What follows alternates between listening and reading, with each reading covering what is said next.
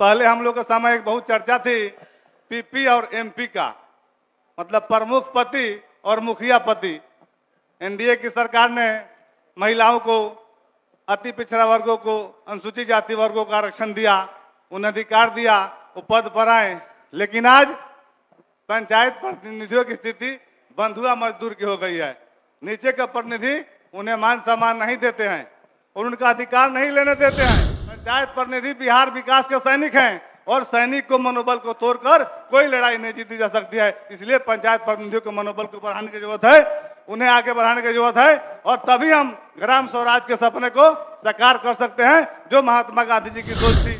सच्चाई है कि पंचायत सरकार भवन बना है, लेकिन उसमें जो अधिकारी कर्मचारी की प्रतिनियुक्ति की जाती है वहां पहुंचते नहीं है, वहां विकास पहुंचता नहीं है। बीपीआरओ महोदय हैं जो खुलेआम पंचायत प्रतिनिधियों से राशि मांगते हैं। मेरे पास उसका ऑडियो क्लिप है, यदि अध्यक्ष महोदय चाहेंगे तो मैं उसे सुना सकता हूँ। सुविधा नहीं मिलनी चाहिए। जब वो पंचायत में जाते हैं तो रोड पर धक्का खाते हैं, धूप में खड़े रहते हैं, आरटीपीएस काउंटर पर नेट नहीं रहता है तो उनका काम। मैं कटौती प्रस्ताव के पक्ष में बोलने के लिए खड़ा हुआ हूं। मुझे सदन में बोलने का मौका देने के लिए माननीय अध्यक्ष महोदय, माननीय नेता प्रतिपक्ष महोदय, माननीय सचेतक महोदय, ये अमनौर की महान जनता को धन्यवाद देता हूं। महोदय, मैं आपसे आग्रह करना चाहूंगा कि आज पंचायती राज विभाग का भी बजट है और हम पंचायती राज के विषय पर ही कुछ बात करना चाहेंगे, क्योंकि हम लोग भी पंचायती राज से ही आप लोगों के बीच आए हैं। 2001 में मुखिया के रूप में काम करने का मौका मिला, तो 2006 में प्रखंड प्रमुख प्रतिनिधि के रूप में कार्य करने का मौका मिला। 2009 में कोऑपरेटिव के पैक्स अध्यक्ष के रूप में काम करने का मौका मिला, तो 2010 से आप सबों के बीच विधानसभा में आने का मौका मिला। आज निश्चित रूप से एनडीए के शासन में विकास हुआ है पंचायतों का, हम लोग तो 2001 से देख रहे हैं। पहले हम लोग के समय एक बहुत चर्चा थी पीपी और एमपी का, मतलब प्रमुख पति और मुखिया पति। एनडीए की सरकार ने महिलाओं को, अति पिछड़ा वर्गों को, अनुसूचित जाति वर्गों को आरक्षण दिया, उन्हें अधिकार दिया, वो पद पर आए। लेकिन आज पंचायत प्रतिनिधियों की स्थिति बंधुआ मजदूर की हो गई है। नीचे के प्रतिनिधि उन्हें मान सम्मान नहीं देते हैं और उनका अधिकार नहीं लेने देते हैं।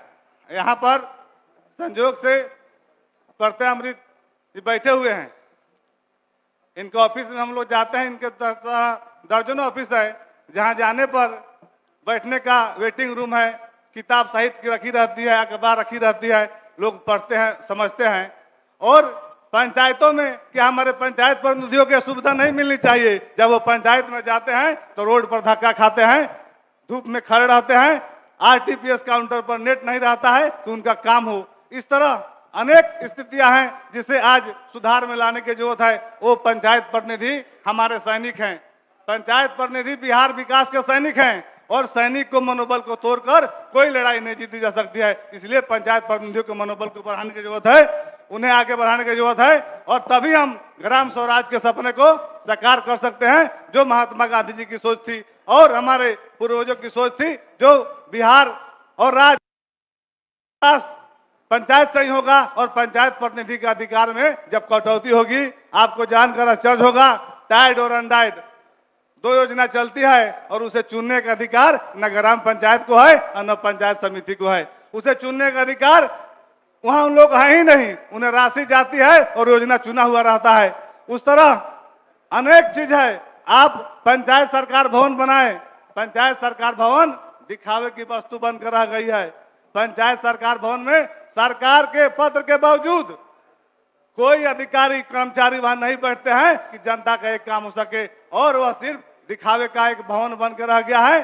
और भवन क्या, उसका जंगल उपज गया उस भवन में। हम तो देखते हैं बहुत सारे जगह पर, हम मंत्री जी से आग्रह करना चाहेंगे, चाहे जानना भी चाहेंगे कि कितने पंचायत सरकार भवन जो बने हैं उसमें काम योजना चालू है। हमारे सभी जनप्रतिनिधियां बैठे हुए हैं, कोई से हम दावे के साथ कहते हैं कि इन्हीं के क्षेत्र में यदि मेरी बात गलत हो तो भाई मेरे उठकर मेरा विरोध कर सकते हैं, मेरी बात को काट सकते हैं। यह सच्चाई है कि पंचायत सरकार भवन बना है, लेकिन उसमें जो अधिकारी कर्मचारी की प्रतिनियुक्ति की जाती है वहां पहुंचते नहीं है, वहां विकास पहुंचता नहीं है। इसलिए उस पर त्वरित कार्रवाई की जरूरत है। आरटीपीएस काउंटर, हमारे विधायक महोदय ने सवाल उठाया था क्वेश्चन में, वो मेरा भी क्वेश्चन था।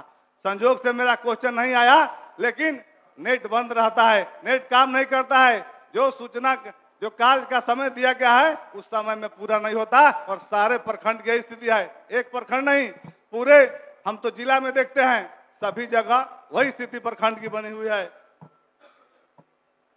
डीपीआरओ की व्यवस्था की गई उनको पंचायत प्रतिनिधि को सहयोग करने के लिए, लेकिन वो लोग पंचायत प्रतिनिधि का सहयोग नहीं, उनका शोषण करते हैं। आपको जानकर आश्चर्य होगा कि हम लोग के यहाँ एक डीपीआरओ महोदय हैं जो खुलेआम पंचायत प्रतिनिधियों से राशि मांगते हैं। मेरे पास उसका ऑडियो क्लिप है, यदि अध्यक्ष महोदय चाहेंगे तो मैं उसे सुना सकता हूं।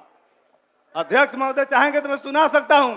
मंत्री महोदय यदि कार्रवाई का आश्वासन देते हैं तो कहते हैं कि यदि पैसा हमको राशि नहीं पहुंचेगा तो पंचायत में जांच कर कार्रवाई की जाएगी, जबरदस्ती जांच किया जाएगा, बिना गलती का आपको परेशान किया जाएगा।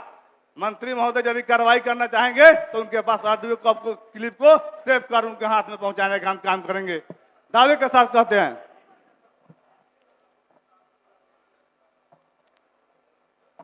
इसके साथ ही हम माननीय मंत्री महोदय से आग्रह करेंगे कि जर्जर भवन अमनौर प्रखंड का कार्यालय हो, चाहे परसा प्रखंड का कार्यालय हो, चाहे मकेर प्रखंड का कार्यालय हो, हमारे भाई साथी विधायक जी बोल रहे थे कि परसा के बारे में, संजोग से उनके हम वोटर भी रहे हैं। एक ही मेरा क्षेत्र है, एक प्रखंड दो भागों में है, आधे के प्रतिनिधि छोटे लाल भाई, आधे के प्रतिनिधि हम हैं, और उस प्रखंड का बिल्डिंग कितने वर्षों से बना हुआ है वो उन्हीं से पूछ लिया जाए क्या स्थिति है। वो शायद हमारी बात पर भरोसा सदन को नहीं हो या आपको नहीं हो, लेकिन वहाँ बिल्डिंग का क्या स्थिति है हम मांग करते हैं मंत्री महोदय से कि वहाँ बिल्डिंग अमनौर, मकेर और परसा में सुशासित बिल्डिंग बनाया जाए कि जिसमें पंचायत प्रतिनिधियों की बैठने की, उन्हें जाने की सुविधा जो भी हो सके उसको मिले। यही मैं आपसे मांग करता हूं।